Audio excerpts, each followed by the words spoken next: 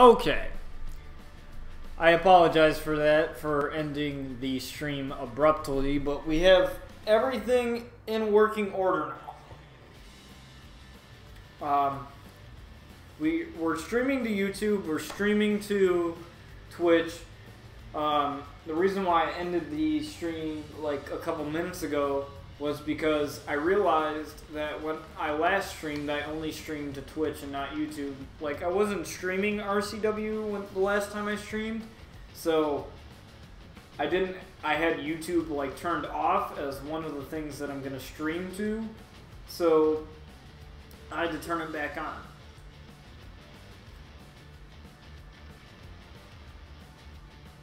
And I forgot when I started the stream up, the RCW stream up, when I started that up, that I completely forgot about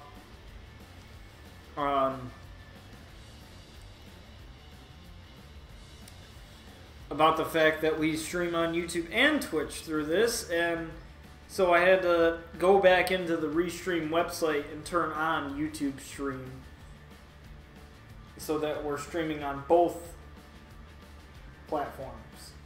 Okay, I just refreshed my channel and looks like I just wanted to make sure that that was going well, and I got the notification from Twitch on my phone, so let's get started here. So, Bryan Outlaw has made quite a lot of friends since he's been in RCW. He's made friends with Paige, our RCW Women's Champion. He's also made friends with the Queen of Hugs, Bailey. So he's also made quite some friends with the Queen of Hugs, too. He's got a new look, glowing gloves, glowing logos. I actually edited that myself. He looks so much cooler now. And he also has an actual Titantron video now, so that's pretty cool. I edited that together. So why don't we get started and get going here? Might as well.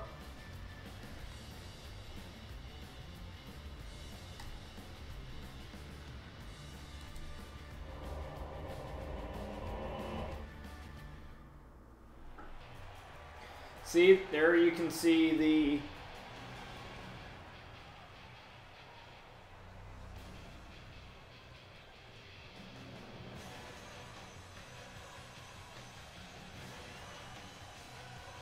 he also has new entrance music as well.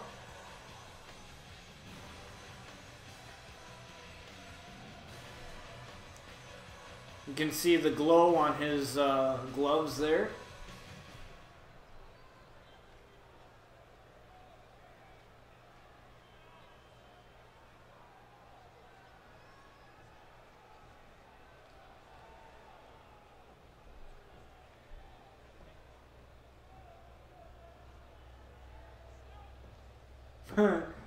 Standing in front of all you rejects is the best moment of my career, he says. Let's see, Bryan, you don't even have a match scheduled on the card tonight, I don't believe. But your friend Kris Frost does.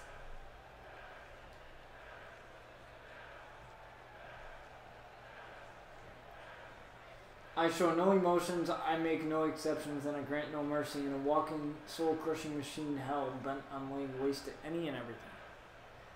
Yes, Bryan Outlaw is here. Isn't he always? Now, for those of you who don't know, you know, Bryan Outlaw, initially, he is me, initially, as a wrestler. For those of you who don't know, I am physically unable to actually become a wrestler, so Bryan needs a rest from that crazy match last week. He is. He's not. He is in a way. He is not. He is not in a match. He's just out here talking about himself like he always does. With the brand new look, brand new logo on the pants. Well, not really brand new, just a little bit of a revamp. As you can see, the logo on his gloves there too as well.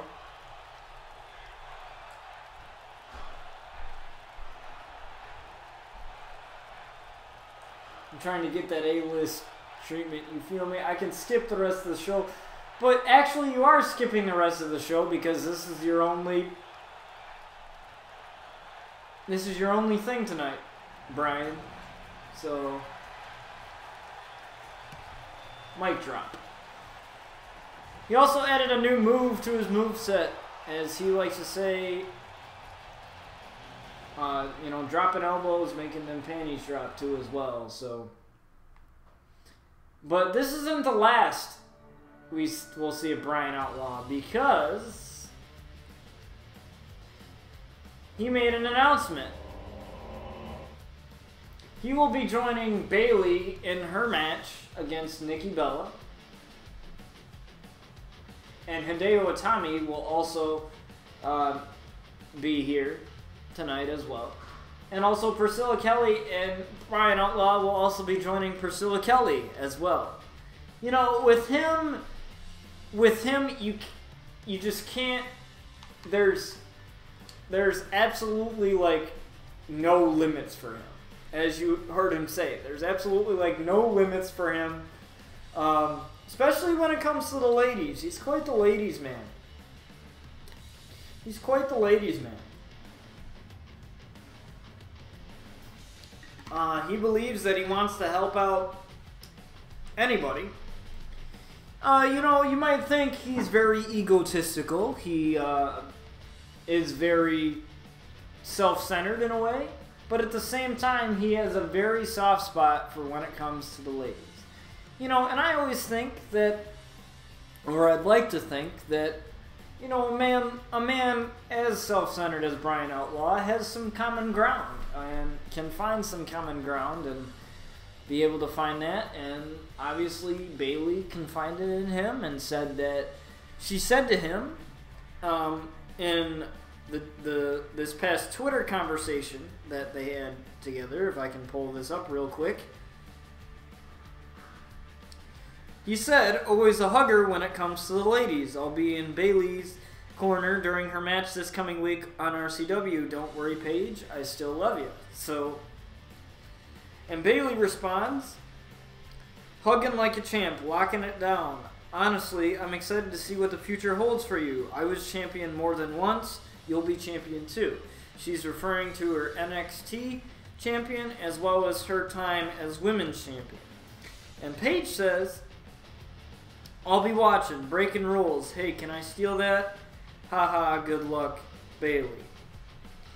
And Bryan replies, saying, "Steal it? Sweetheart, you were defying all odds before me. You broke rules in your own way. Stereotypical rules. Youngest Divas champ. First ever NXT women's champ. Nobody can top that now. You made it what it is today." So obviously, with the Twitter interaction going on between Bryan Outlaw and Paige, you can say that they have quite the interaction with each other. You can say that they have quite fancy each other. I don't know what it is. I'll have to get Paige's take on it, because I have yet to get Paige's take. All we've heard from is really Bryan Outlaw and just Paige talking back to him. But I would love to get Paige's take on this. Like, why did she choose to show up to his match in MWE, Manhattan Wrestling Entertainment? Why did she choose to show up to his last match? Why the sudden alliance? Why does she feel like she needs him, if she feels like she needs him?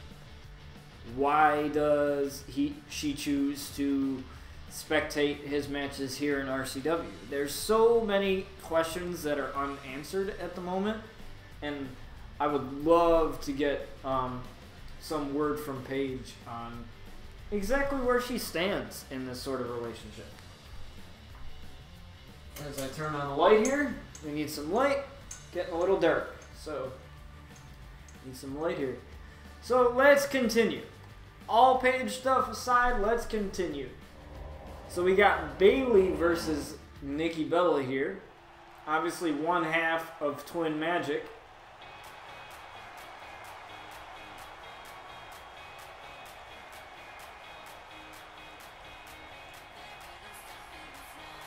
can't. I remember she has that jacket. Sort of like Macho Man's jacket, right? Please don't tell me he's gonna do the Bailey Buddies thing. Okay, he's not doing that. I would have loved it if Bryan actually did that with her. If he actually like did the, if your character that you created actually did the animation, that would just be kind of cool. But I guess not. And there's Bailey.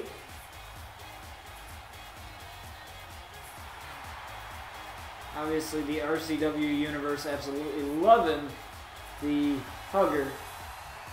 She had her time as NXT Women's Champion as well as WWE Raw Women's Champion.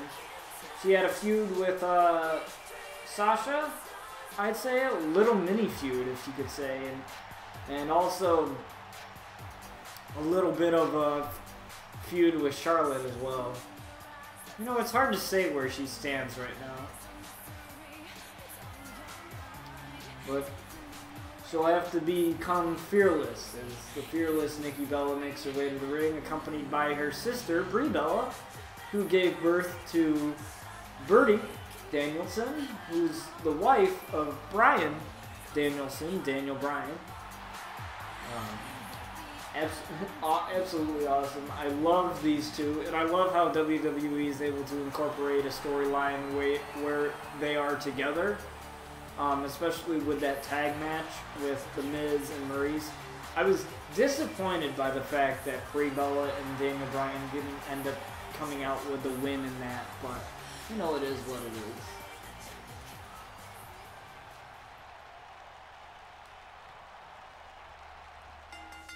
Oops. Okay, there we go. So obviously Bryan Outlaw is just spectating this match, throwing his hands up in the air like Bailey would do.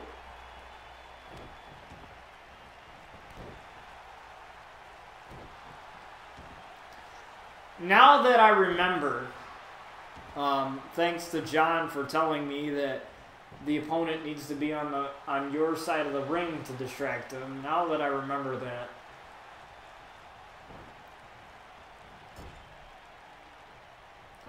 I will... Yeah, that was one of my favorite ones. The NXT TakeOver Brooklyn for Asuka. That's probably one of my favorite Bailey matches. But you can't go wrong with the Sasha Banks rivalry that they had together in NXT. You can't go wrong with that as well.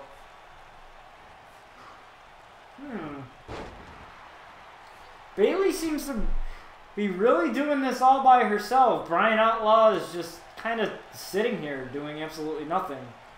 Just sort of spectating. Which is not usual like Bryan Outlaw. As he tries to get up on the... Oh, now he's distracting Nikki as Bailey takes over. Oh! But Nikki able to reverse it. Interesting. Interesting here. Let me just turn on the HUD for this match here. Just so I know like where my exit gauge is and where everything else. But yeah, I hope you guys enjoy the revamped look of Bryan Outlaw as well as his revamped entrance. Obviously, you didn't get a chance to see it quite yet because he hasn't...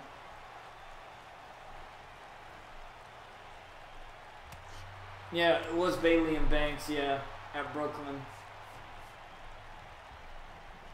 But you're not wrong about the Asuka in the Bailey match. I love that match too. That was great. Those matches were fantastic. And it's sort of amazing now, like how much the women have like come since how far they've gotten since then.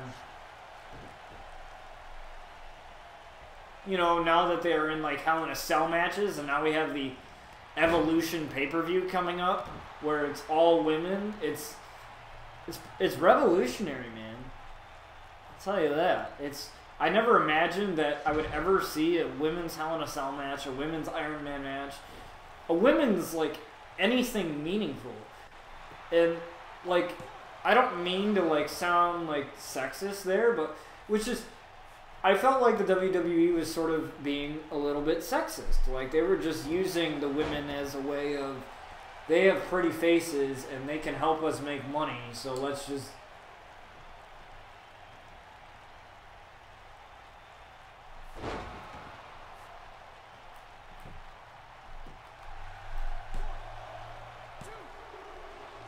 Oh, trying to distract the ref there, unable to, because he wasn't on the other side of the ring, but Bayley able to kick out. Hopefully she can come back here. Just trying to remind myself of the controls real quick. Distract ally, distract target.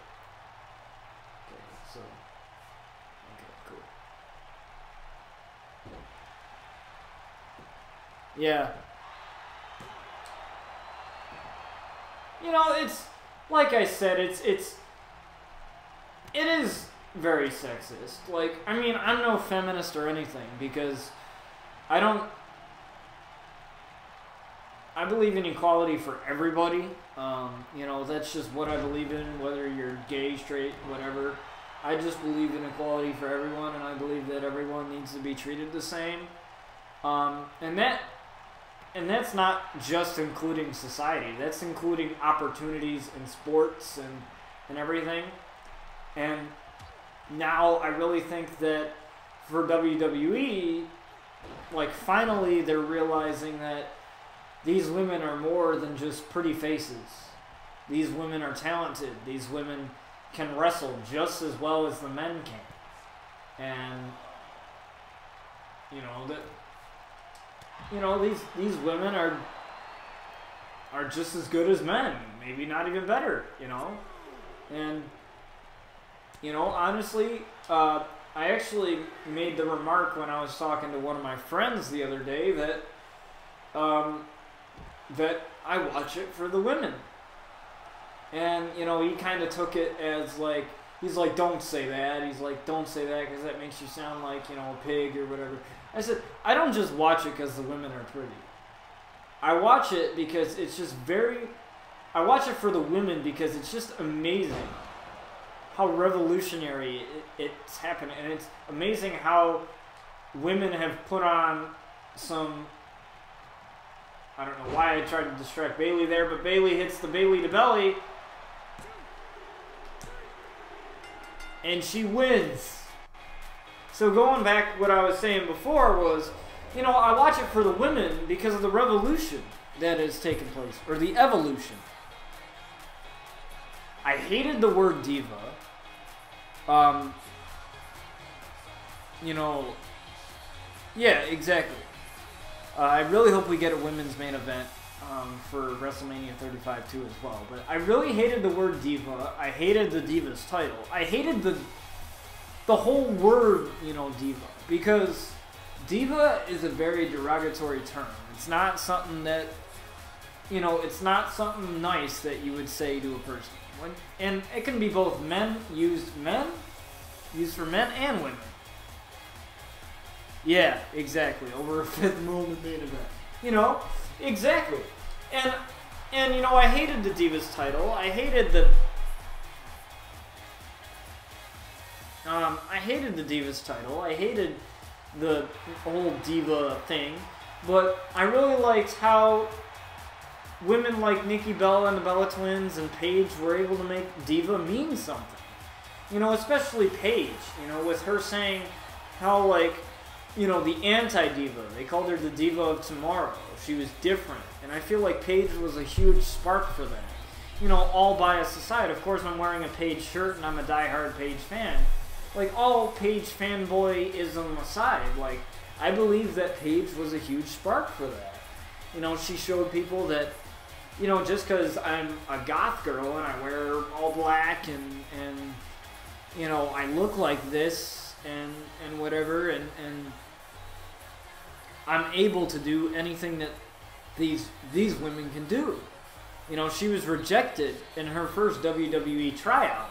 She was rejected because, you know, of the way she looked. And then she came back as herself, 100%, and she got put onto the main roster very quickly. On, I believe it was July 24th of 2013, she won the first ever women's NXT Women's Championship. And, you know, then she won on April 7th, 2014, became the youngest Divas champion. So she was... Yeah, exactly. Yeah, exactly. The women... But, man, the women we got through NXT in the past few years was something incredible, except Eva Marie. Yeah, that's for sure.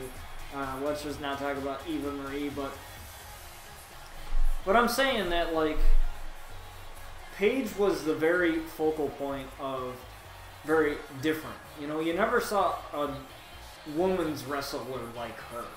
You know, there was no full-on goth girl. There was no, like, girl with piercings or, like, you know, there was no character like hers.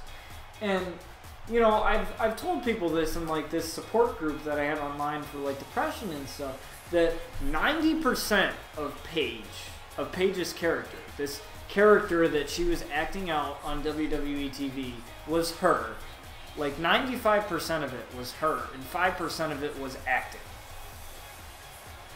I believe that for 100%. Like, the one thing that she said during a promo that was years ago, I think it was the year, or it feels years ago, but it's really not. It was the year that Paige and AJ Lee teamed up to take on the Bella Twins at WrestleMania. She said, "We prefer to be the geeks. We prefer to be the oddballs, the weirdos, but most of all, we prefer to be ourselves." Like, that wasn't just a promo. That wasn't just a promo. That was who Paige is. That's who Paige is, honestly. And that's what I loved about her character, was she didn't have to, like, fake it, like, completely. It was actually who she was. And that's what I loved about it. And that's why I miss her so much, seeing her, like, wrestle and the whole thing. But, you know, it's great to see her back in some way doing something. Because I still believe that she is a very revolutionary woman, especially as GM of SmackDown Live. I still think that she's a badass, and she will always be a badass. Specifically for everything that she went through, from the private photos and videos, and, you know, you can think what you want about it. I'm not really going to dig deep into it, but you can think what you want about it. But honestly, like, that was an invasion. I popped in when I saw her come back last year. When she debuted, I watched it. I watched it all the way from her debut to her ending, to her retiring. And now I watch it as her as GM. And, you know, her run was fantastic. It was short-lived, but it was fantastic. And I believe that she left a mark for other women in the business. And I believe that maybe someday she'll come back. But, you know, who really knows what's going to happen? All I'm saying, before we get to this Hideo Itami, because I want to finish what I'm saying first before we get on to another thing. All I'm saying is that I never lost respect for Paige. Through all the bullshit that she went through online, the privacy issues, the hacking of her private videos and photos, I never lost respect for Paige because she never changed. She never let that change her. You know, she said how much it got to her, which, I mean, yes, people can be very rude and very mean and very inconsiderate, you know, and that's just how the world is. But I love it how she was able to realize that. And she even said on Total Divas, I watched the episode this morning where she was talking about how she wanted to commit suicide because of the amount of hate that she was receiving from that, from all those nude photos and everything. It's like whatever you do in your personal life is whatever you do. And honestly, as a celebrity, it matters a little bit more, but I feel like it's her life. She can do whatever the hell she wants to do with it. She didn't do anything illegal, you know. She didn't kill anybody. I mean, whatever, And I'm saying whatever you do in your life is whatever you do in your life, and nobody has the right to, ridicule you for that. I mean, yeah, she's made a bad decision. I mean, dating Alberto Del Rio wasn't obviously one of her best decisions. But we've all been through that, where we've dated the wrong people and we've made mistakes. And I feel like she's never changed as a person, and she's stronger than ever. And I feel like when something bad happens to you, whether it's private photos of you being released, your father not caring about you, or something like that, or something tragic that has affected you a lot, it makes you a stronger person. You can choose whether or not you get eaten up by it or you rise above it and you become stronger. And I feel like that's what I think Paige is. She's a very strong woman, and I believe she's a very good role model in the sense of, yeah, she's made bad decisions, but all people do. But I believe her intentions are good, and that she's still a sweetheart. I believe everything that she does is... Yeah, exactly. We all forget Rollins had photos leaked, yet we still worship him as a wrestling machine he is. Paige was vulnerable because she was injured when it happened to her. Yeah, she was. And I hate to say this, but I feel like just when you mentioned that, nobody says a thing when some man gets his photos released. But all of a sudden, when a girl's photo gets released, everyone makes a big deal out of it. If she was wrestling, it would have been different for her, yeah. Yeah, it would have. It would have been.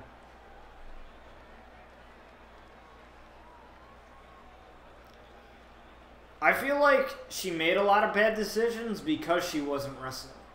Like, she was so sad about it and so depressed about it that she was injured. And I feel like you said, she was vulnerable. And when people are vulnerable, they're stupid. Oftentimes they can be stupid and make bad decisions, and that's exactly what happened. But, that's just my take on it. I mean, anybody can have their opinion. But,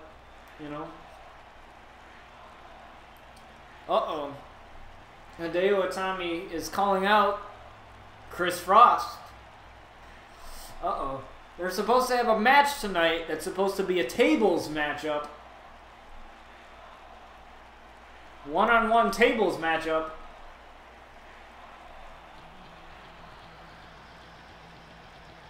And here he comes.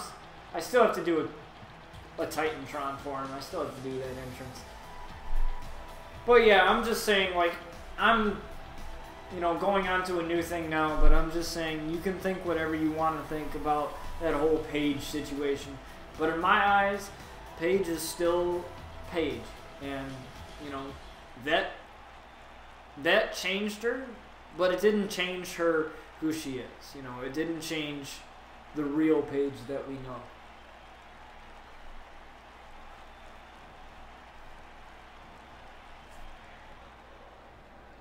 Yeah. Yeah, I know. I'd seen that on Facebook just now.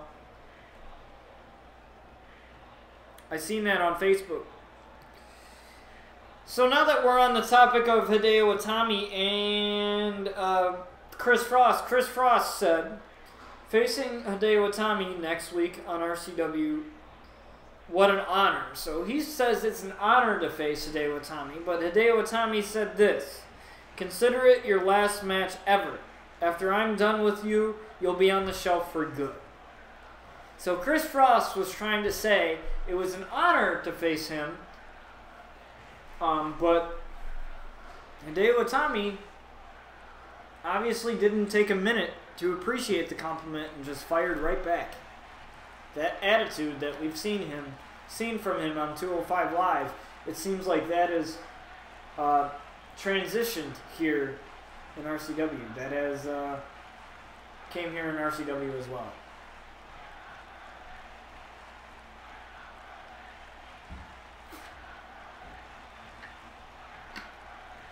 You're out here talking to the hottest superstar in WWE. I don't exist to be your sounding board, so you can get out your adorable catchphrases.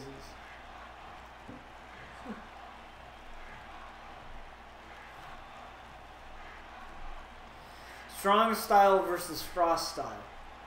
Now that would be a good match. I don't know, I might think about it. I didn't think about that until you said that. Just to recap last week, we had Alexa Bliss versus Becky Lynch, with Alexa Bliss coming out as the winner. We had Seth Rollins versus Dean Ambrose, where Seth Rollins won that match. We had Paige versus Liv Morgan, where Paige came out as the victor, with Bryan Outlaw accompanying her. We had Aleister versus Daniel Bryan, and Aleister came out the winner in that match. And we also had a brutal last man standing match, Bryan Outlaw versus Matt Hardy, where Bryan Outlaw came out as the winner. And that was an absolute historic match.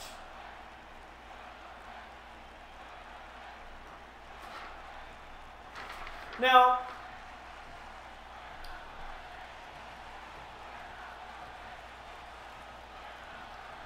don't get it twisted. I've got the most respect for you. I'm just out here trying to make a name for myself.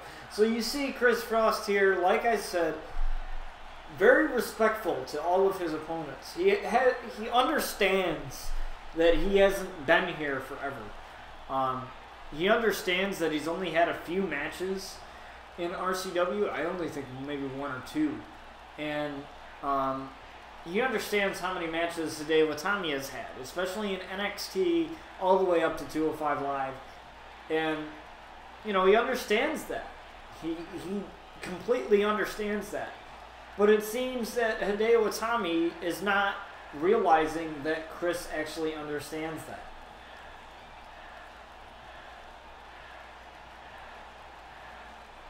I was really looking forward to fighting you. Then the entire RCW universe will see exactly what you are. They deserve only the best superstar, and you're clearly not up to par. So Kris Frost said they'll face each other soon, but they will tonight. And Kris Frost kind of gets the last laugh there. As we go on to our very next thing.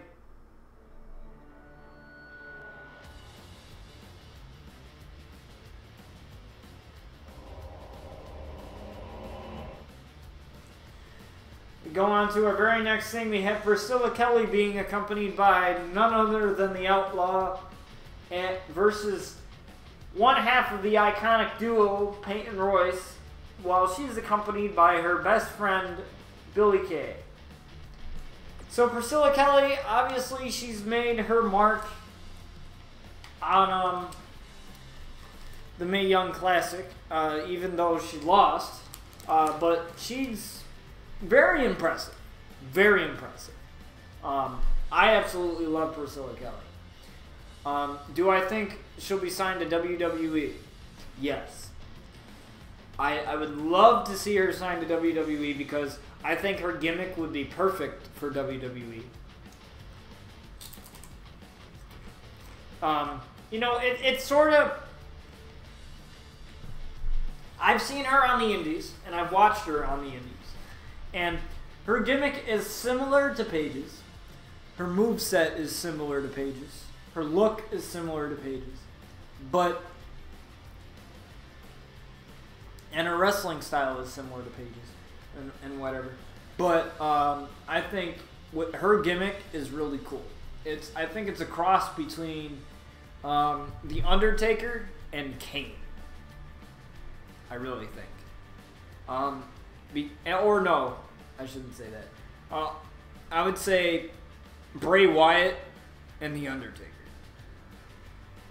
Because you know how The Undertaker's like always talking about hell and resting in peace and everything. Well, Priscilla Kelly calls herself Hell's favorite harlot. And she tears off the roses, the heads of roses. I've seen her lick her opponents. I've seen her bite her opponents. She loves to play mind games. So that's what... she kind of reminded me of Paige in that sort of feel, because Paige used to do that all the time. Used to lick them, you know, and all that. Like, that was her thing. But obviously, Priscilla is her own person. Where's Bryan? Oh, there he is. There he is. Somebody did a really good job at making Priscilla Kelly. We will have AJ Lee return. AJ Lee has been sort of absent through this entire season. She will be back. And the reason why she hasn't been back is because I haven't found a really good created version of her yet when I was creating this. And like when I was first creating this, like when the game first came out, she wasn't created very well. There was no good community creations. If I go on there now, there probably is quite a few I can choose from. So I wanted to wait a little bit because the game's been out for a while now, since the 5th. So I wanted to wait to give, you know, the awesome creators of community creations a little bit of time to create AJ Lee the way she should be created. And there we go, we have the Iconics. So we haven't really seen much of the Iconics. Definitely. I don't even think we've seen them yet. Oh, well, yeah, we have. I remember, I think it was the Season 1 we'd seen them. And that was when the tag team belts still existed. When the women's tag team belts still existed. That is long gone. And I'm actually happy that we got rid of those. Simply because of the fact that, you know, like I said, it was for the good of the show. And I hope that you guys are still very accepting of that. Most of you are very accepting of that, and I appreciate it.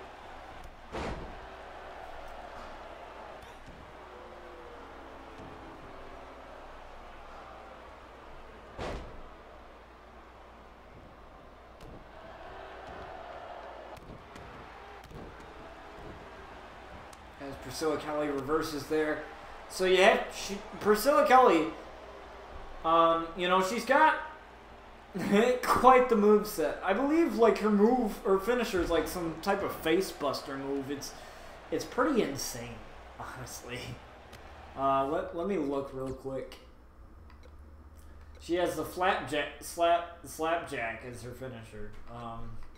Big boot, half Nelson suplex, and she's got a couple other ones. Arm strikes, yeah. She's quite the striker.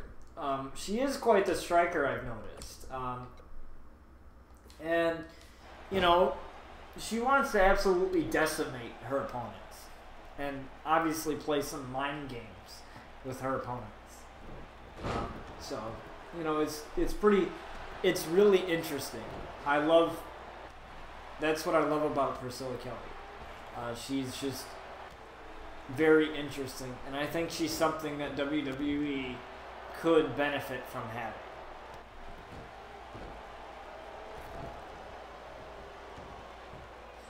Because the last really interesting girl, at least in my opinion, like just out there, the last girl that was sort of like out there for me, and you can probably, you know, just feel free to disagree with me, is Paige.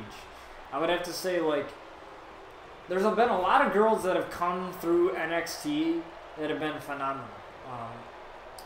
For sure. But what I'm saying is, like, I'm not, like, saying that that isn't true. But what I'm saying is no girl is, like, no woman has yet intrigued me as much as Paige has until Priscilla Kelly. I was very intrigued by Priscilla Kelly. Just her moveset, her whole entire gimmick, the whole Hell's Favorite Harlot thing. You know, I was very intrigued by it. It was kind of cool how she liked one of my tweets, too. She liked a couple of my tweets. I'd like to wish congratulations to her and her fiance for getting married. I don't know if they're married yet, but I know they are getting married. And I'd like to congratulate them on that.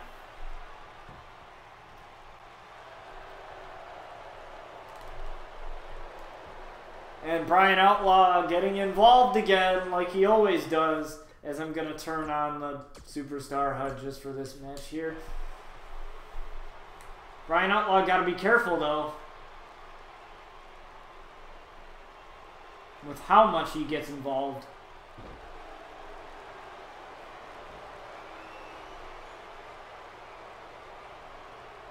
Uh-oh. Finisher here, looking for the Venus flytrap here. Or possibly. Maybe it's the signature first, I don't know. Wow, rope break. Surprisingly. I didn't expect there to be a rope break. Oh my god.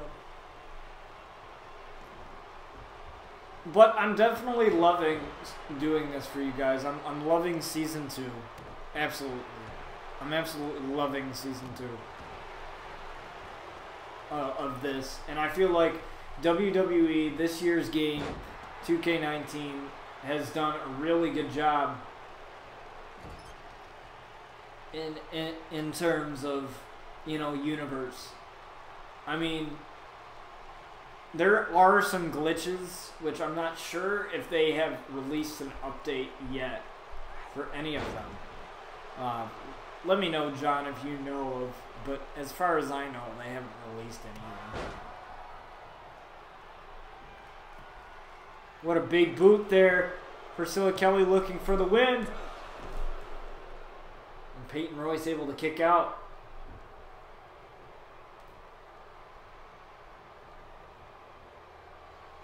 Just looking for the suplex here.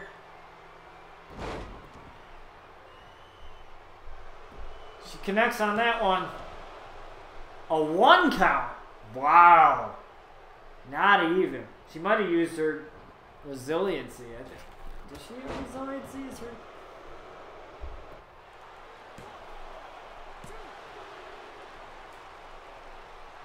And Priscilla Kelly able to kick out.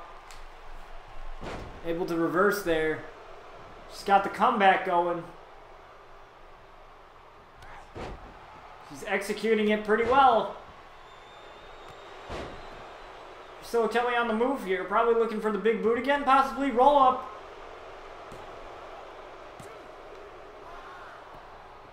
Ooh, that was a close one there.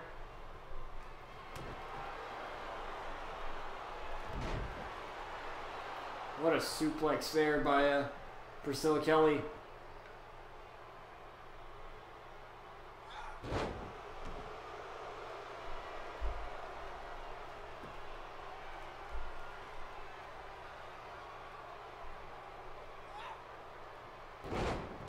Beautiful. Beautiful finishing move there. I'll have to find out what she calls them. There's a name for them.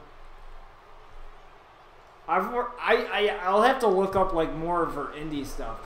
There's a name that she calls them. And usually I'm not good with the terms, but once I can figure out what the move is actually called or what the wrestler calls their move, it's usually easy to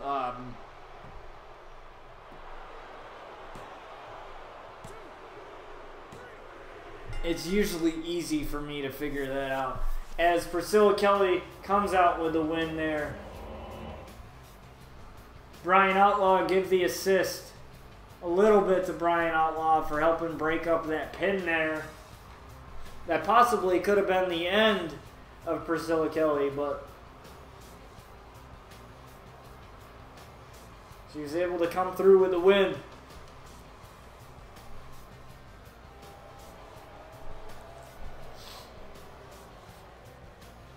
And let me know of certain ways that I can make the show better, like match-wise, content-wise, whatever.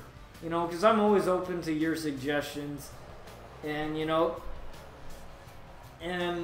because this is a show that is supposed to give you guys, wrestling fans, something more. Something to look forward to besides watching the same old matches over and over and over and over and over. You know, because that's no fun.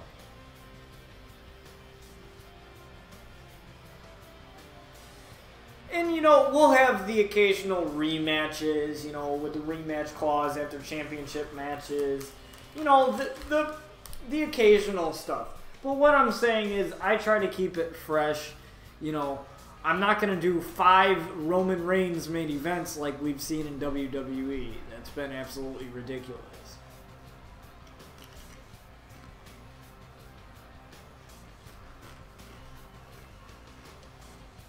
And just wait until we get to the special matches. We have a women's lottery case ladder match coming up. The first ever of RCW, the very first. We also have the very first ever men's lottery case ladder match coming up as well. And those... Now let me tell you how this is going to go. We're already on the 5th episode. So we're a couple episodes away, just 5 episodes away. Or 4, I guess you could say. Away from doing the HIAC pay-per-view. So, with that said, I think you guys are going to absolutely love this. I hope to eliminate rematch clause. I don't like them. Eliminate rematch clause. You don't like rematches clause? Like, I only do those if I feel like it's deserving. I don't always do them. But usually... But when I do them, I don't do them in, like, normal fashion. Like, you know how, like, WWE does it, where they're like, okay... They're just going to fulfill a rematch clause and do a normal match that somebody always gets involved in, and then nobody ends up the winner, so then they do another match where it's a no disqualification and somebody's sure to come out the winner or whatever. You know what I mean? I do it to ensure that there is a winner, and basically just for rivalry standpoints. That's the only reason why I do them. I will probably continue to do them because I feel like it sort of amplifies rivalries and just makes them 10 times sweeter. So yeah. But I understand why some people... Yeah. The rematch clause always becomes a plot device in storylines. Yeah, exactly. So that's why I use them purposely. Because if I can do it in a way where I'm able to, because this show is obviously different than WWE. Anything goes in this show. So it's a little different. So if I can do a rematch clause where I can say, what if I have this happen? What if I don't know, what if the Big Show comes and ruins this person's and ends up taking the rivalry, and with the addition of lottery cases, I can make and Money in the Bank cases, I can make it even more interesting. Like have somebody cash in. I can have somebody cash in unexpectedly or whatever, you know.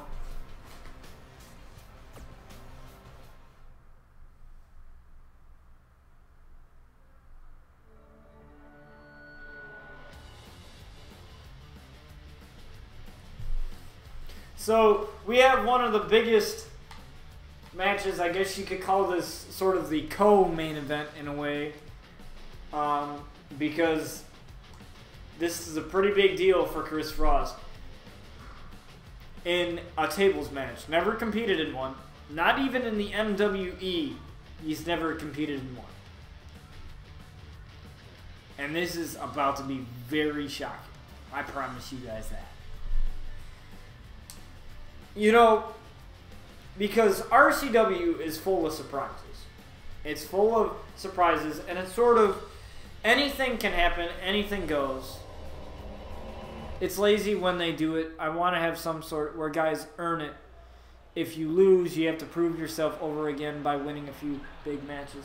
Yeah. It's lazy when they do it, yeah. I can see that.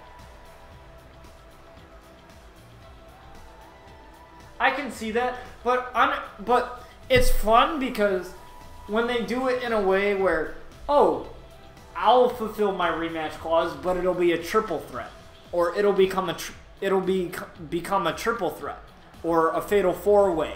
Instead of a one-on-one thing, you get, you know, the possibility of somebody else getting their rematch clause, but still the title goes to somebody else. You know what I mean? Instead of just having the one-on-one rematch clause. It, you know, that's what I try and do with these storylines. I try and make it so that people who get rematch clauses, it's not always one-on-one. It's not always one-on-one. It'll be something different. Or somebody will, you know, somebody will want it to be a triple threat. Somebody will earn an opportunity, and then it'll become a triple threat instead of a one-on-one match, or maybe a fatal four-way, or a fatal five-way, a six-man, whatever. You know what I'm saying? You know, so I try to keep it entertaining. I try to keep the rematch clauses, and also having screwy finishes is a lazy excuse to build up a bigger match. Yeah. You know, yeah. Yeah, I would agree. And I feel like WWE does that a lot. Where it's always somebody screws somebody over, and then they always try and start a rivalry just out of, like, nowhere, just out of their asses, you know, pulling something out of their ass. I feel like when they do that, it's sort of like, we run out of ideas, so we don't know what to do. So we're just gonna, you know, we're just gonna do this. You know, we're just gonna do this and have this happen. As Hideo Itami reverses there. Doesn't connect, though. Doesn't choose to connect, and Kris Frost takes advantage of that. I don't know why Hideo decided to do that there. Not a good decision. Reversal, but a pin does not work in these matches. A pin will not work in these matches here. He could have put Kris Frost through the table there. He's got to be careful not to get himself in those types of positions there.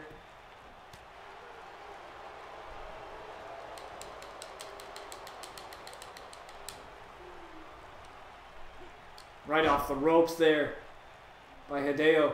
Now Hideo has a lot of wrestling experience behind him, whereas Kris Frost does not have much at all. He only wrestled on the indies, and he's only been in it for a couple years or so, maybe 2 to 3 years, whereas Hideo has been in it a lot longer. You know, wrestling in Japan and NXT and all this other stuff, and 205 Live, and, you know, just, you have to take that into consideration that, you know, Kris Frost may not be at his best. And, you know, obviously, when a wrestler has only had a couple matches, you know, they don't really know. You know, they don't really know what it's like to have that. Ooh, right on the table there. Uh-oh. No, no, no, no! Through the table! And Hideo wins! That easily! That easily! Wow. That easily. That easily. Hideo wins. Man. You gotta be wondering what's going through Kris Frost's mind. That wasn't a long match whatsoever. That was not a long match whatsoever. And Hideo just dominated.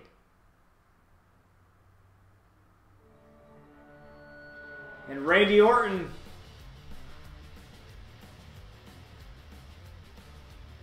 here he comes.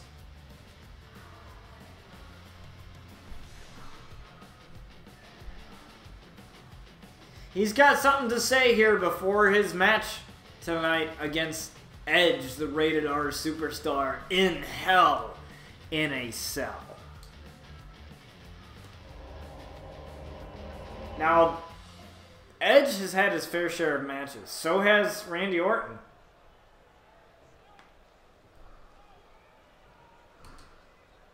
You know.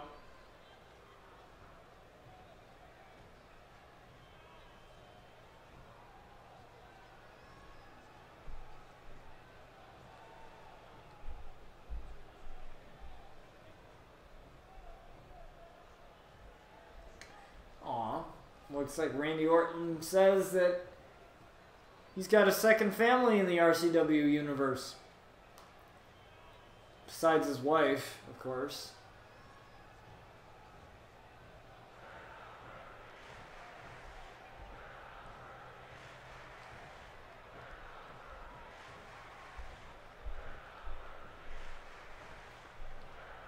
Tired of doing things the hard way only to wind up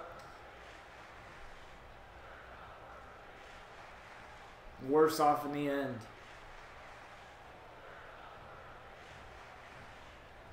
For some of you idiots out there, this is a new me, not your tidy little hero, not the nice guy who's going to finish last. This is going to be a manipulative, sadistic, disgusting version that no one will be ready for. So obviously, Randy Orton bringing over that attitude from SmackDown Live. He had quite the match with Jeff Hardy to the point in a Hell in a Cell match to the point where he could not continue. And he told the referee to do the 3 count anyway. That was probably one of the most disturbing matches I'd ever seen in my entire life. Because the fact that he stuck the screwdriver through Jeff Hardy's ear, that was pretty concerning.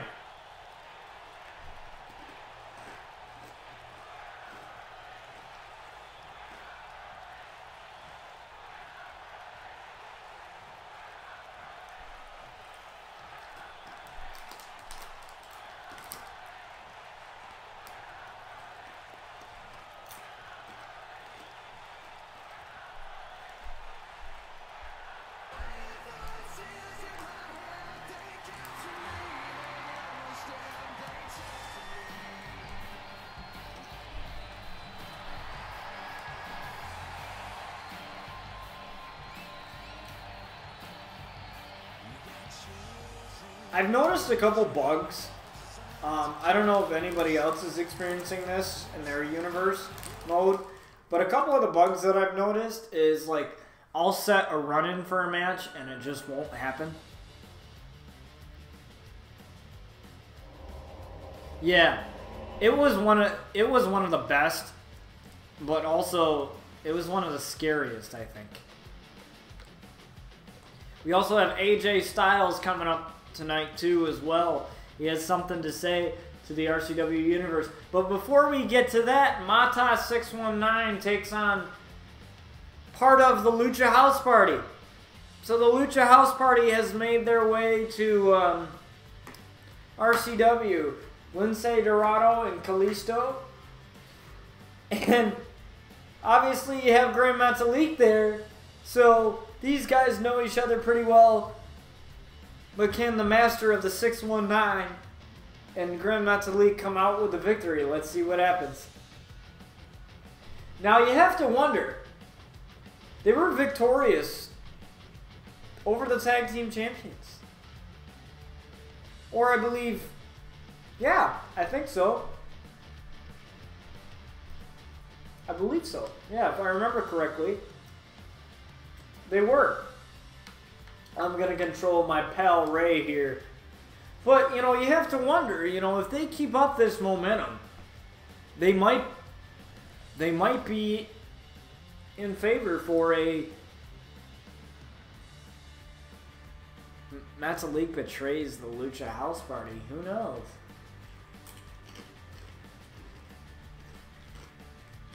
I don't know.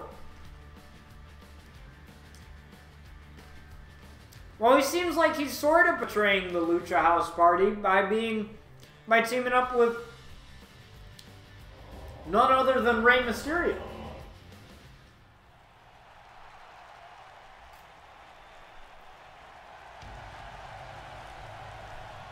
Here he comes, Rey Mysterio. And Grand Metalik, there you go, the high five there, Mata 619.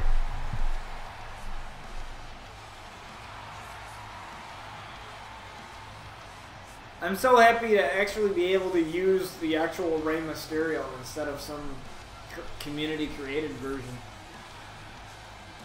I was so happy for his return on SmackDown Live, and I guarantee he's going to make a hell of he's going to have a hell of a time there. As we got Kalisto coming out here.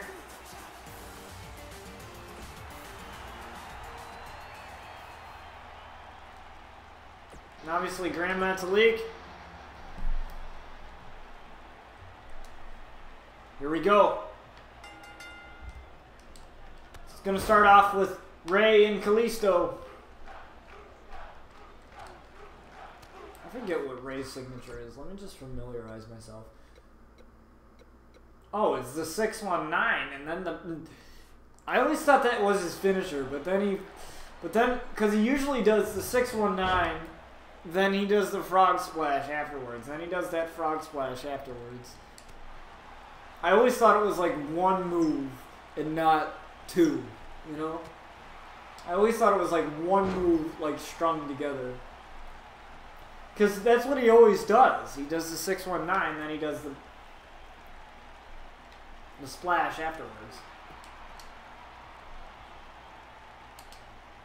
There you go. What a move. Uh-oh. Kalisto trying to end it early. Tags in Lince Dorado here. You have to wonder, the chemistry's got to be a little bit off because Grand Metalik is in Ray's corner now. So you have to wonder, how much chemistry do Lince and Kalisto have? You have to wonder if it's going to be the same.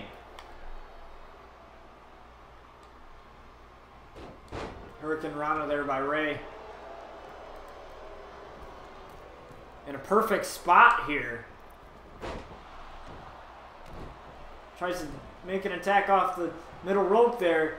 Lince able to reverse though. Gets him up. Ooh.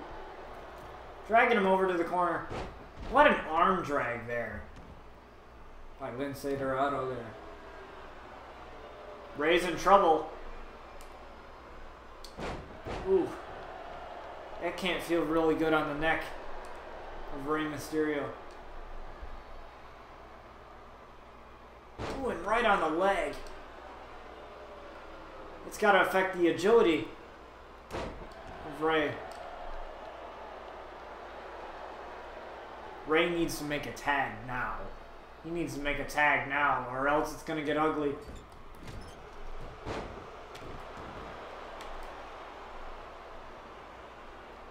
Oh no!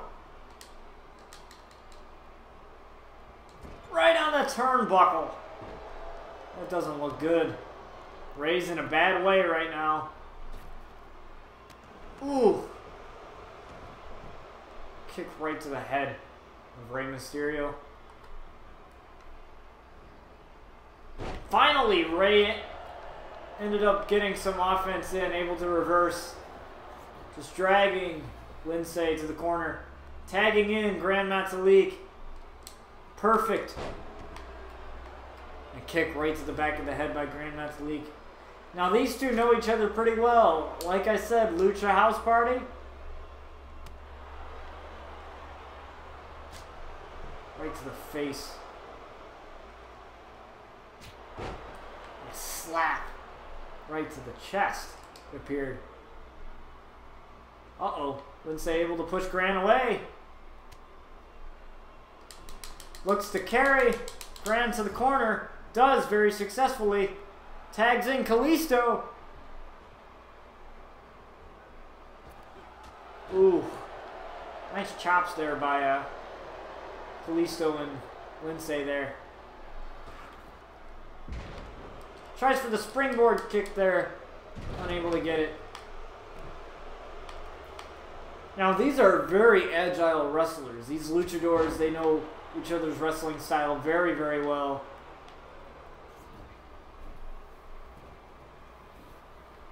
I wouldn't be surprised to see some springboard things here. Tries for the springboard moonsault here, unable to get it. Tags in Lindsay. Gran Metalik able to get up though. Just a simple body slam there. Just a pickup scoop slam. Ooh, and a DDT. Tried to make the hot tag, but Lindsay said no. And again. The neck of Gran started going after Rey. Now going after Gran. Gran able to reverse though. Getting himself into a bit of a pickle here. Is Lindsay able to reverse? And takes Gran down. To the corner here, Irish whip. Gran able to reverse and get out of it though.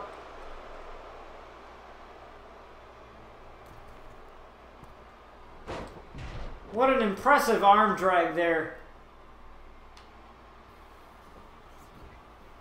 But Gran realizing that he was close to the ring here.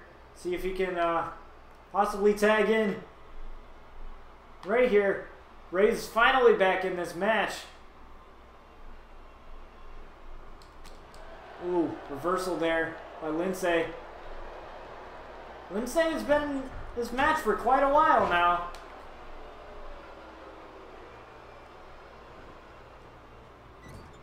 Looks like Kalisto's just sitting there very comfortably on the apron. As Rey reverses and a snap suplex there. Able to get the hot tag though to the Kalisto. Not able to keep Lindsay in the ring. But Rey's on top of things. Going for the 619 here. And connects with Kalisto. Uh-oh. Looking for the frog splash here. And connecting on Kalisto. Going for the pin. Ooh, so close. Usually that finishes anybody.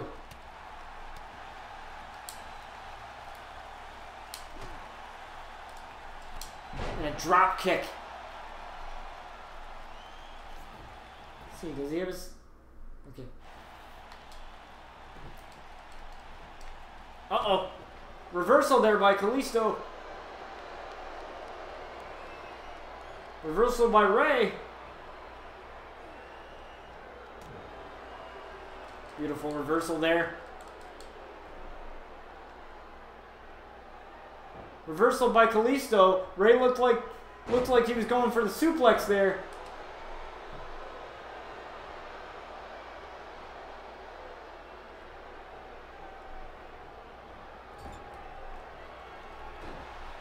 Uh-oh.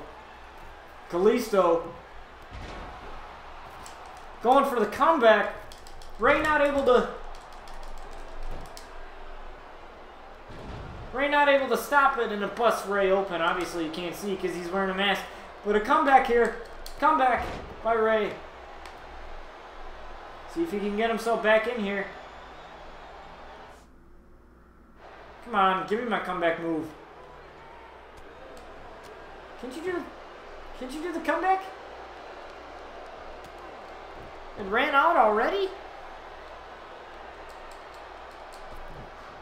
Kalisto not able to get that hot tag though.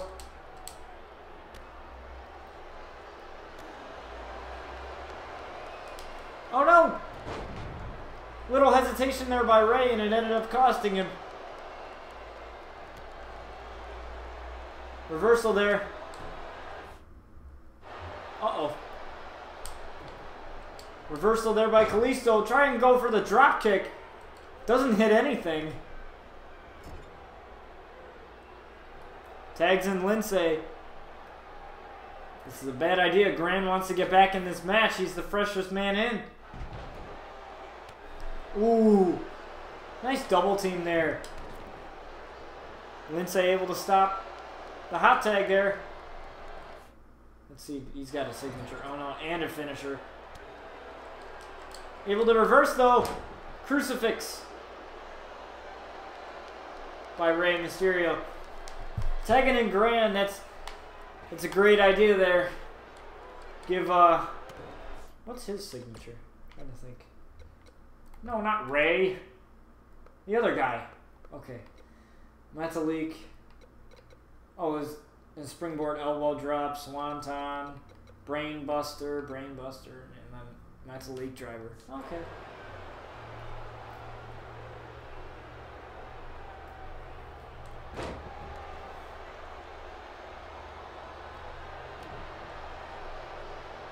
Okay. Ooh, and going after the neck again. But Grant able to roll out of the ring here. Give himself a breather.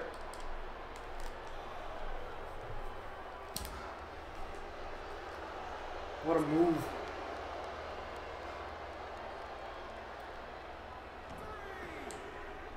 And he's looking to give himself time just to breathe. This is good. Good ring awareness by Gran Metalik here. Snap suplex, but a comeback. Kip up. Usually it's either a kip up or a comeback, one of the two. Yeah, he had the kip up one. Oh no, looking for the Metalik driver.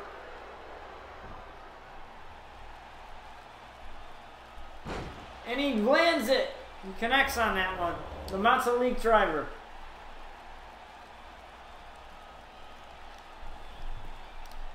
Going for the pin, Ray to stop Kalisto. And Mata 619 able to come out with a win there. See, Ray kind of looked a little bit rusty. I don't know. He landed the 619, landed the frog splash there, couldn't quite get Kalisto.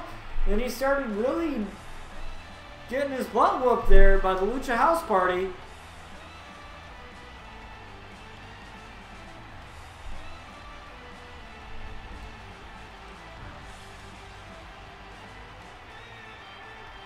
And these two men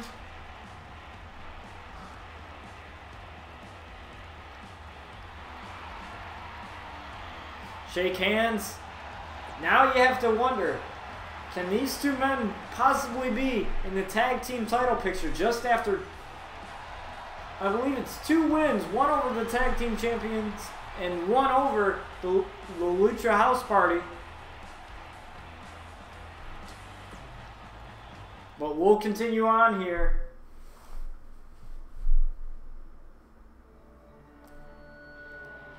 As AJ Styles has something to say. The Carnage Champion. The RCW Carnage Champion. We haven't heard much from AJ in a while.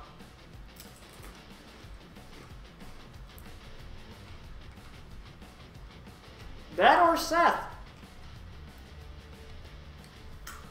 But I know Bryan Outlaw has definitely thought about his potential title opportunities.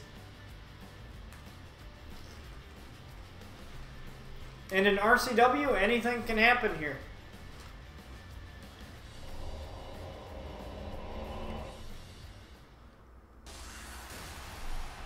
And here he comes.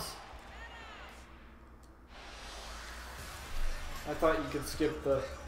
Oh, I guess not.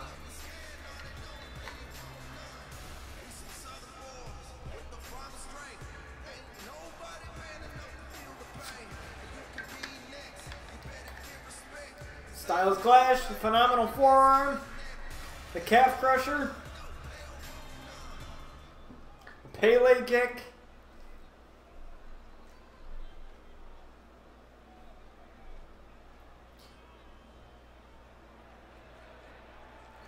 What do you mean, AJ? What do you mean, AJ? I don't pursue vendettas. What do you mean, AJ? First of all, you always talk about how you're tired of getting bossed around. And you don't... Now you're saying you don't like starting fights?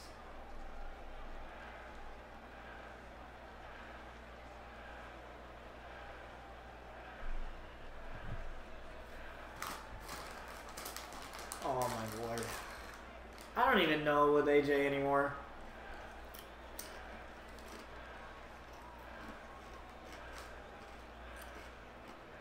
Oh no.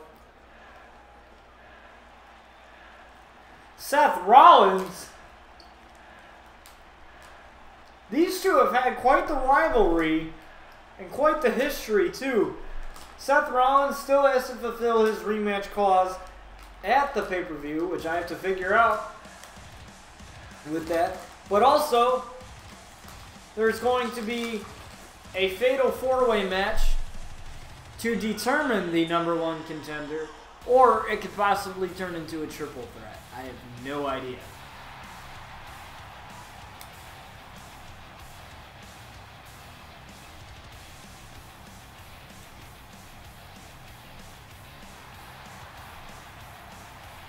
We have Seth Rollins coming out here.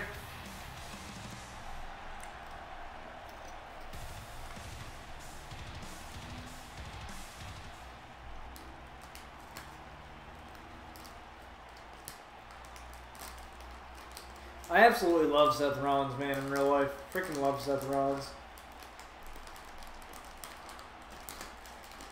Alright, Seth, what do you got to say to me? Or I mean, everybody here. Not me. Not me.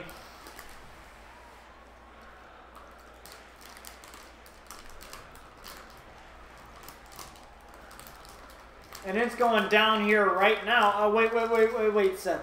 No, it's not, actually. You'll get your chance. You'll possibly get your chance. You'll get your chance. At the #1 content in the Fatal 4-Way. You'll get your chance.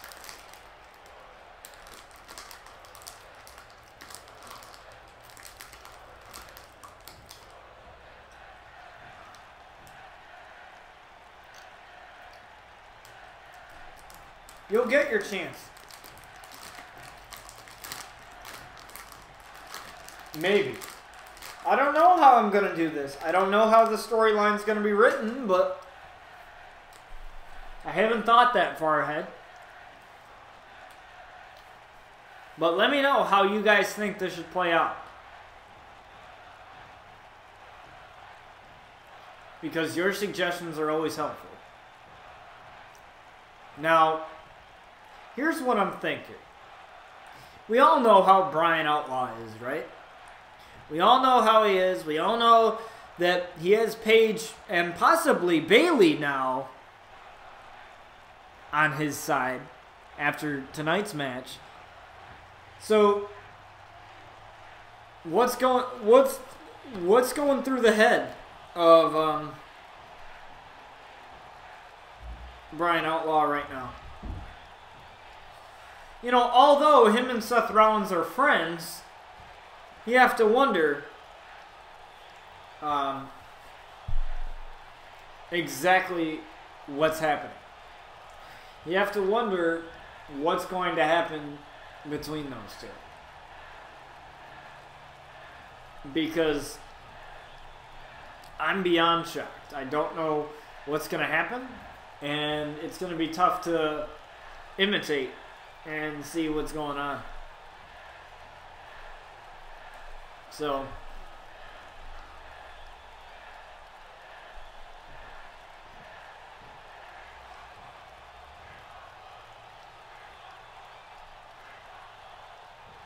oh wow.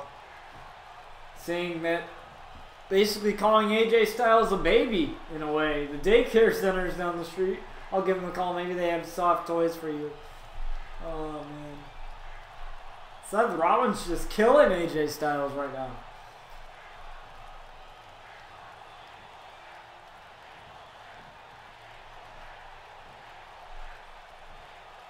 Perversely entertaining. Oh my god. AJ saying that Seth is having a meltdown here.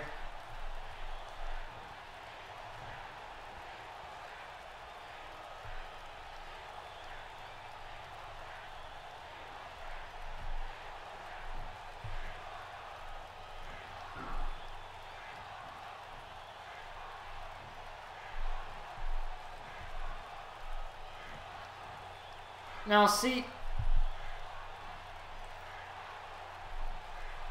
this rivalry has just absolutely escalated. If I said that right. Hopefully I said that right. This rivalry has just been insane.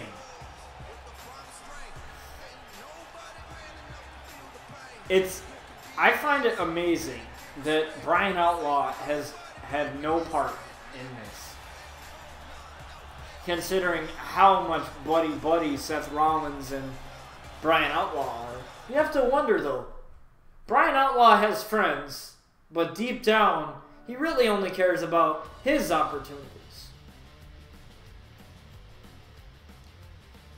He just shows up to people's matches just to sort of be a spectator, to win people over.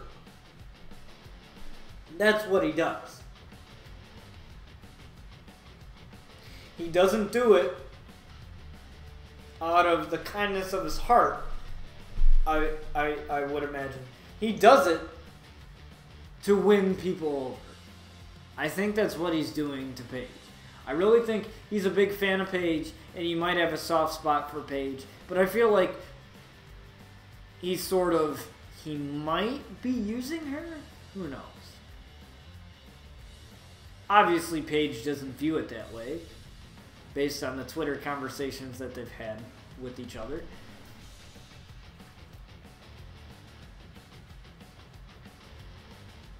But we are here at the main event of Edge and Randy Orton. Hell in a Cell. Now, this is going to be one hell of a match. I promise you that. This is going to be one hell of a match, and you're not going to want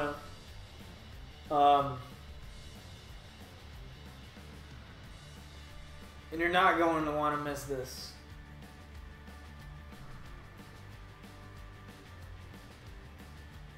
So here we go. Randy Orton, RKO versus the Rated R Superstar, Edge. One-on-one, Hell in a Cell.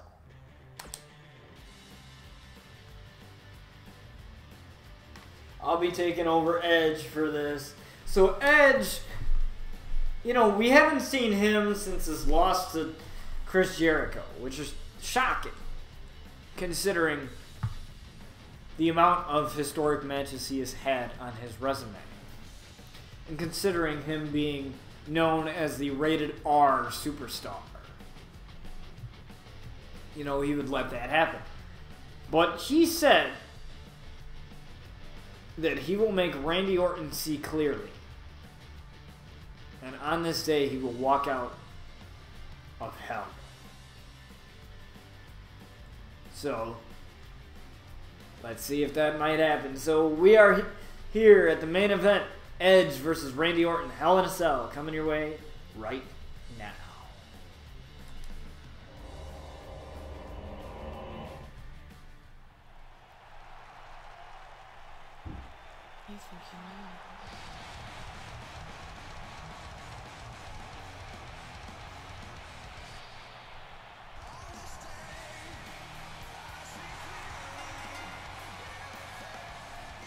I love his entrance music, man.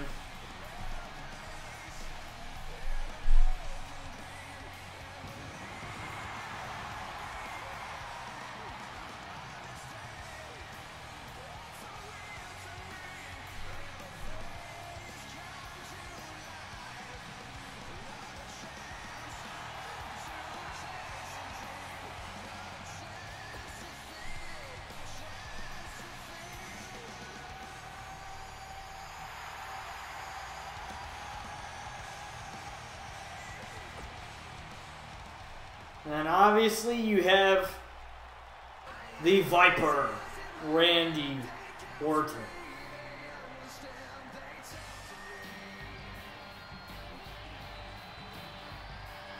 There he is. The 3 deadliest words, or letters, whatever he calls it, in sports entertainment. RKO. Randy Keith Orton.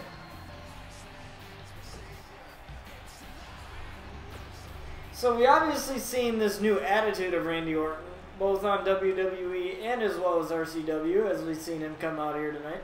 And these two finally go one-on-one. We are underway.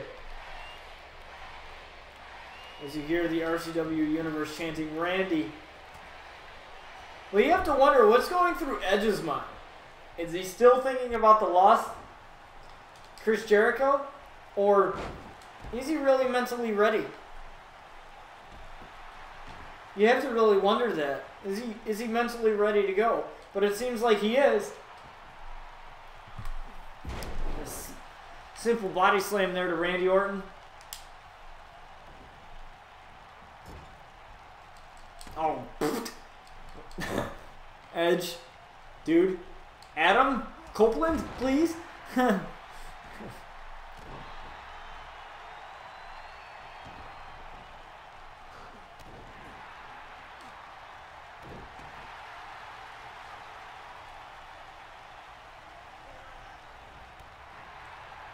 What a beautiful reversal there. And a DDT by Edge. Amazing.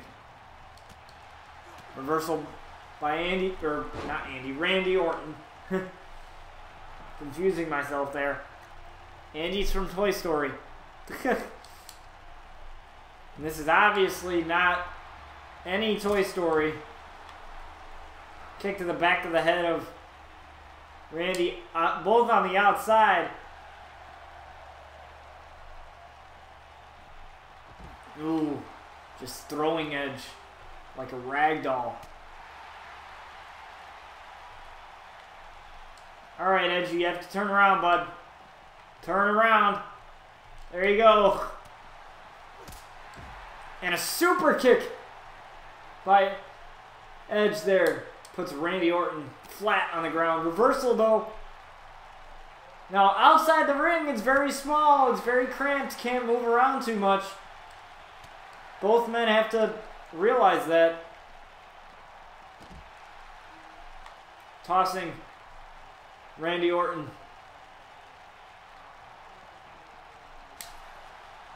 Throwing him into the cell. You have to wonder how much damage this is going to do to both men. The cell is a very, very, very brutal structure. It had historic matches like Mick Foley and The Undertaker, for example. Great example of just how brutal this structure really is. And again, Edge just tossing and playing around with Randy Orton.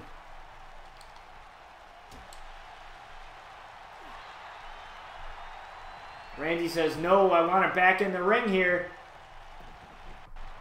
Goes for the pin.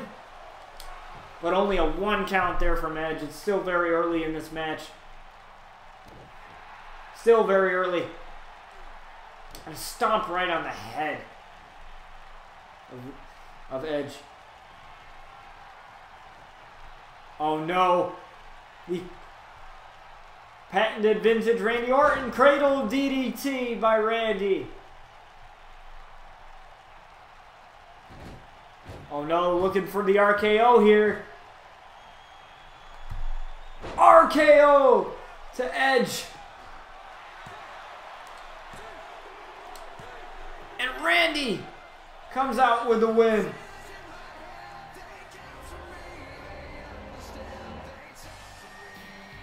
We thought this was going to be a very historic match, but turns out it was very quick. Now Edge suffering 2 losses.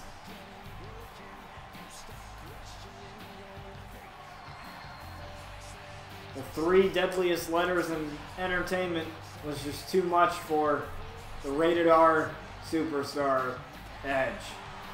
And Randy Orton comes out the victor in Hell in a Cell. But you have to think, this isn't the end for Edge. You have to think this is going to really demoralize him. He was ready for this match, but Randy was 1 step ahead of him. And when the Viper strikes, everybody loses. And it's not good. And there he is celebrating his victory. Congrats to Randy Orton. But Edge, you have to feel very demoralized after this.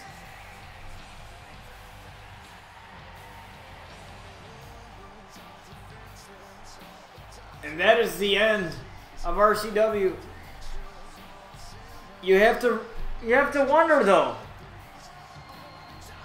Quick matches. Definitely thought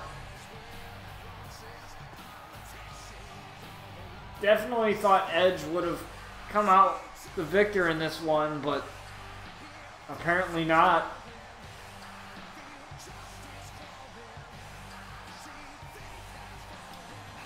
And that's a tough one.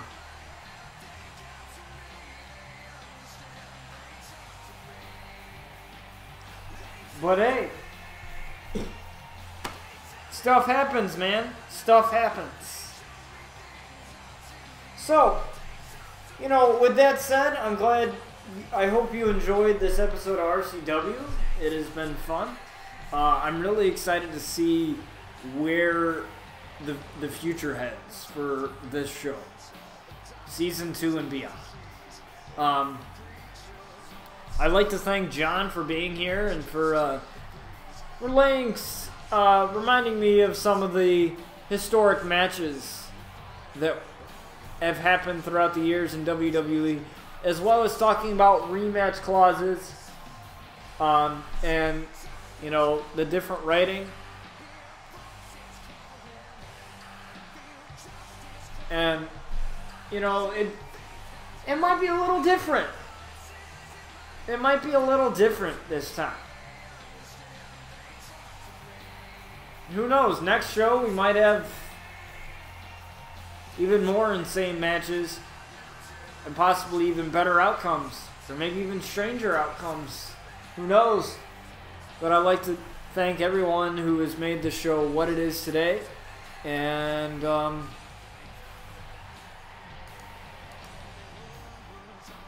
yeah, thanks, John. I appreciate it. We love having you here too, and thanks for your input.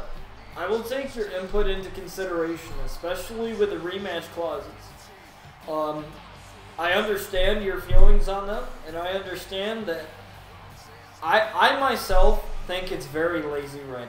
I myself think it's just very weird. And I agree that every superstar should earn their way for a rematch.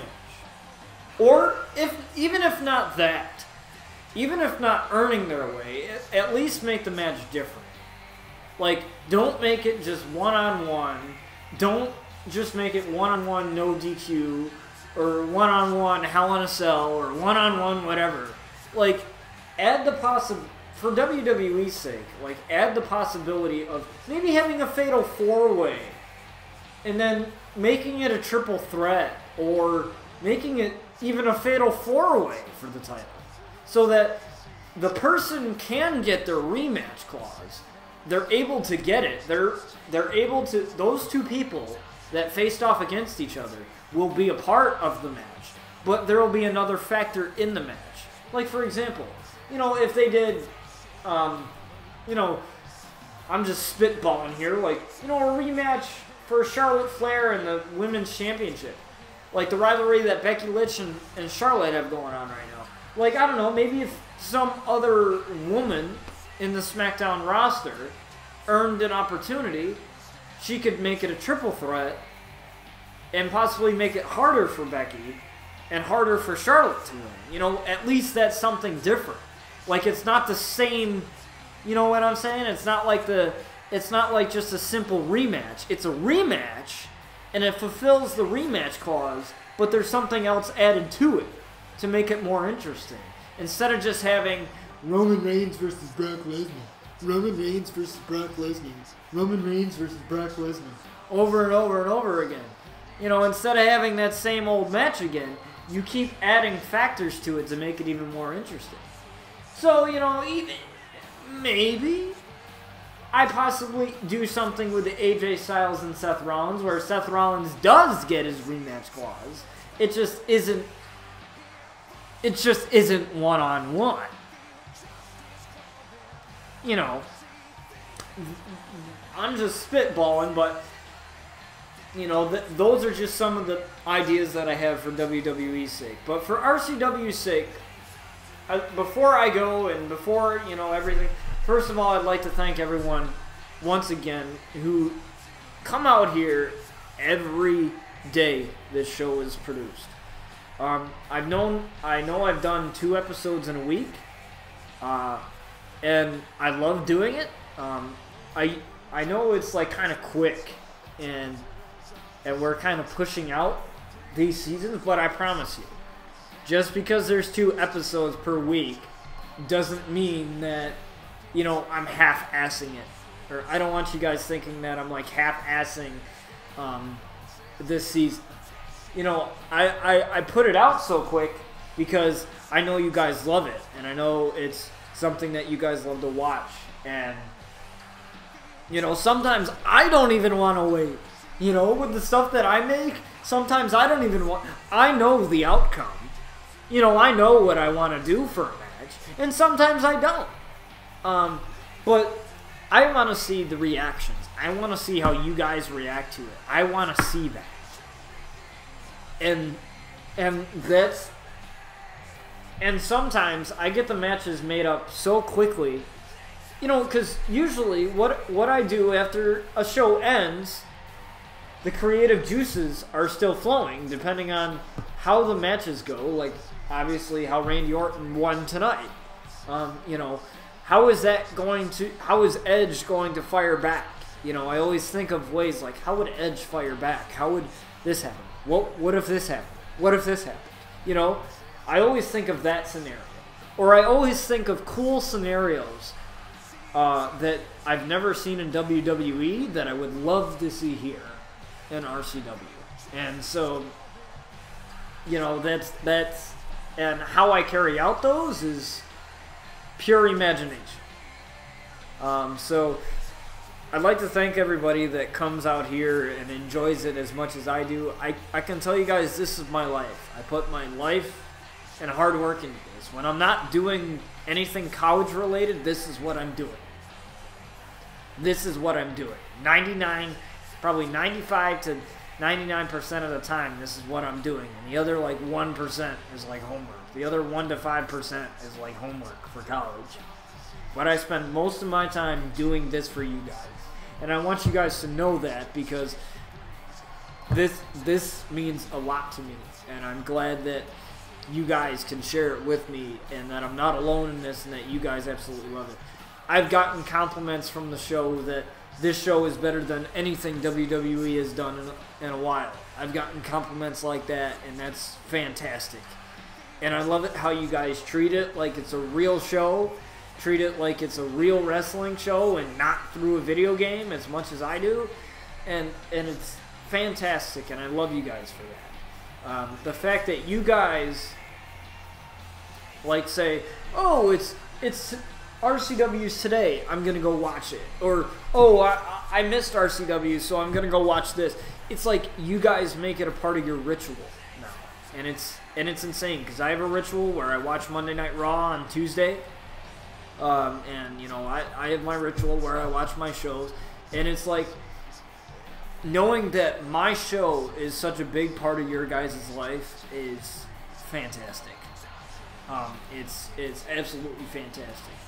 To get the compliments that I get, it's awesome. It's heartwarming, and I love every single one of you that either tune in when it's live or tune in through YouTube after it's over.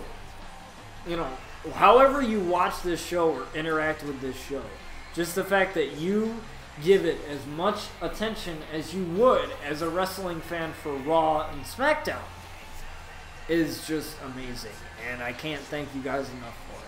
Because I was told by an ex-friend of mine that it would get boring, that I wouldn't want to do it anymore, and that, you know, that I would stop doing it after a while. And honestly, that's what I thought when I created Season 1. I thought it wasn't going to do as well, and I feel like, and I know I shouldn't think that, but you know, when you're creating something and you put a lot of time into it, you have to think of both sides. Like, what if this goes well? What if this doesn't go well? And, you know, that's what you have to think of. And, you know, I appreciate that we're able to continue this through Season 2, have historic matches, historic pay-per-views, with 2 pay-per-views this season happening in this season. And 2 episodes a week every once in a while. I might actually do that this week, depending on how I get everything done. If I can get everything done by tonight, and everything planned out, and everything written down, and everything, I will have the next episode either tomorrow or Wednesday. And that just depends on when I can get everything out. But expect some really good qualifying matches coming up, since the pay-per-view is just a couple episodes away. I want to get some qualifying matches for titles and other things. So expect like matches like Battle Royals, Fatal 4-Ways to determine #1 contenders, matches like that. Expect that to happen within the next few episodes. And will we see... Now here's the thing. I want you guys to really think about this. Will we see Bryan Outlaw in one of them? He's had quite the tear on RCW here, so we might see Bryan Outlaw in one of them. Could we possibly see a wedge be drawn in between Rollins and Bryan while they fight for the Carnage title? Because I know, based on speaking to Bryan, that he's wanted to come after the Carnage title. Not the world title just yet. The Carnage title fits him a lot more, he says. So he says he wants a huge shot at that. And I have a really good idea set for that. So stay tuned for that, and I'll catch you guys on the next episode of RCW. I can't thank you guys enough for this. This is awesome. I absolutely love every single one of you guys. Thank you for all the compliments, all the views, all the subscriptions, the follows, the whatever. You know, all the interaction. Thank you guys, and I appreciate every single one of you, and I'll catch you on the next episode of RCW. Take care, guys.